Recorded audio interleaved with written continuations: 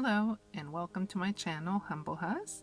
We will be making a rainbow twist headband. It's fairly easy and I think it is so pretty for the winter months to have a little bit of color. You can adapt this headband to any size that you need, from newborns all the way to adults, and I will add the chart, that way you can see what sizing you need. To get started you need to have some yarn. I have this colorful one, it's called Candied. It's a medium 4 and the recommended hook size is a 6mm.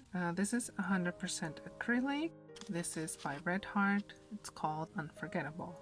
I will be using a 5.5mm hook, even though, like I said, the recommended hook size is 6mm, a measuring tape, some scissors, and a yarn needle, or any needle with a big eye.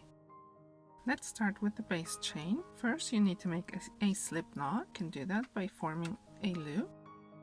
Then you insert your hook through the middle and then grab this yarn, pull it through, then hold on to both of these ends and pull on your hook.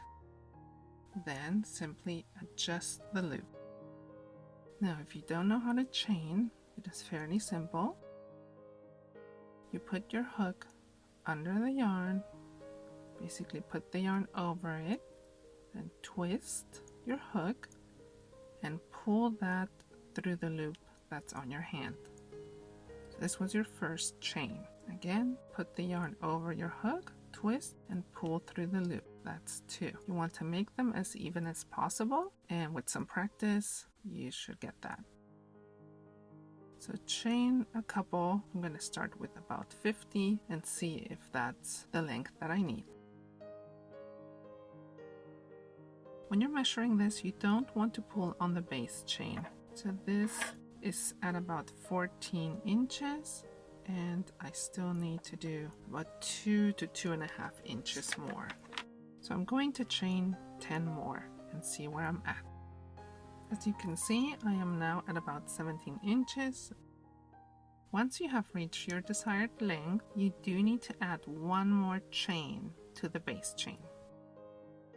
This last one does not count. Now we will go back. This is row 1 that we're going to start. From your hook, you will skip 2 chains, 1 and 2, because this counts as your first half double crochet. And then into the 3rd chain, we will do our first herringbone half double crochet. The way that one goes is you yarn over, so remember you skip 1 and 2, then you insert your hook, then you yarn over again and pull up a loop, but that same loop you're going to pull it through that first one that's on your hook. So that leaves you with 2 loops. Now you yarn over again and you pull that through the 2 loops that were on your hook. Let me show you again. Now be careful not to go into this stitch. You need to go into this one. So yarn over, insert your hook, yarn over, pull up a loop, and then that same loop that you just pulled up, you will pull it through the first loop that was on your hook. Now yarn over again and pull through those 2 loops. Once more, into the next stitch, yarn over, insert your hook, yarn over, pull up a loop, and that same loop you will pull it through the first loop that was on your hook, and yarn over and pull through those last 2. This is the stitch that you will do all the way until you get to the end of your base chain.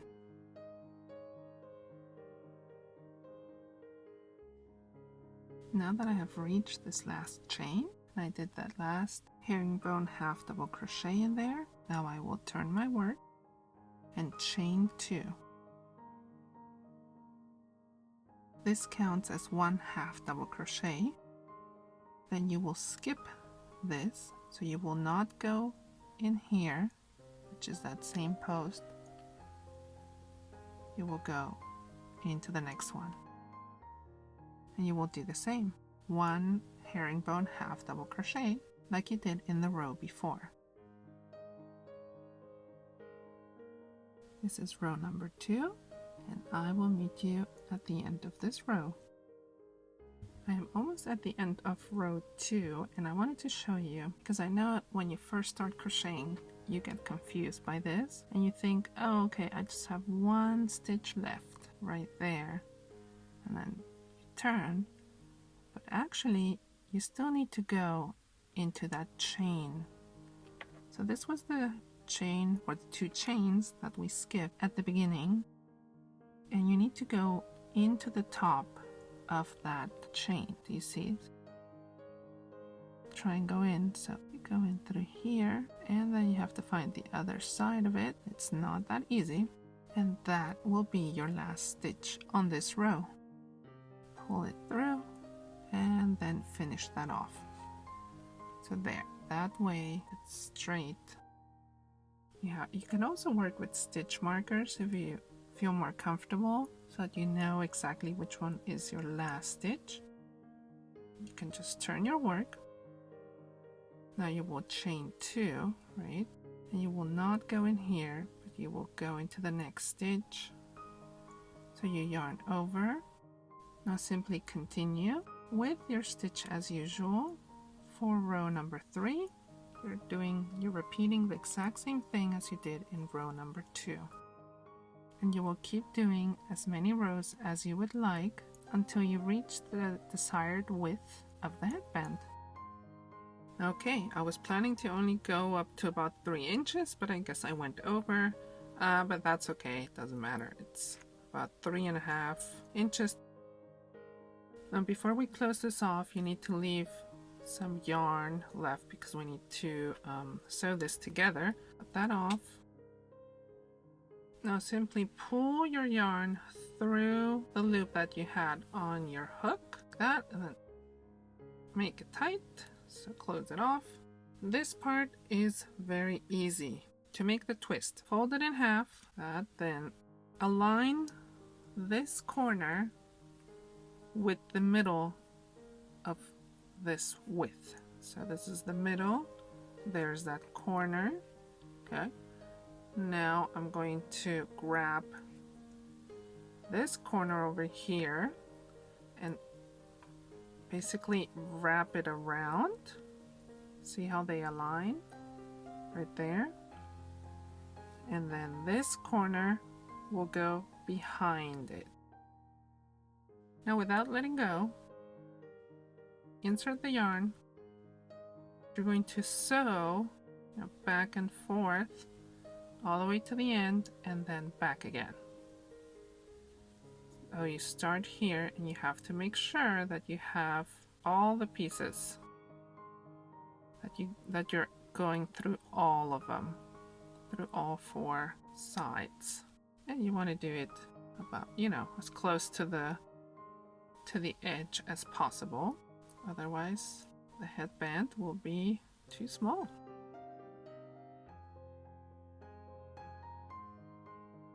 Okay, now we will make a knot at the end, a double knot, then thread it through some of the yarn, that back and forth, then we will cut it off. We'll be all done. Cut it off right here, turn it inside out, and there's your twist. Wasn't it easy? I think it's so colorful, especially in the winter. Everything is usually, gray and dark, like black or brown. I love this. I think this is going to be a really fun piece, even though, like I've mentioned in my other videos, it does not get very cold where we live. Let's cross our fingers we'll be able to use it at least once. Please subscribe, that way you can get the newest videos. I try to upload once a week. Like I said, I try. So if I don't, that means I got caught up in a larger project. Also follow me on Instagram at Humblehus. Tag me with your work. I would love to see it. And I will see you next time. This is Humblehus. Bye!